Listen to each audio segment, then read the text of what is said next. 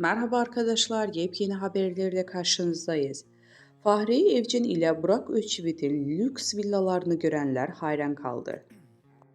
Mutlu evlilikleri ile sanat dünyasının örnek çiftlerinden olan Fahriye Evcen ile Burak Özçivit son dönemde yaptıkları reklam anlaşmaları ile gündemden düşmüyor. Son olarak bir mobilya markası ile anlaşma sağlayan ünlü çift, 2 yıllık anlaşma için tam tamına 8 milyon TL kazanmış. Şimdilerde sosyal medya paylaşımlarıyla sık sık gündemde olan Fahriye Evcen, evinin salonunda paylaşım yaptı.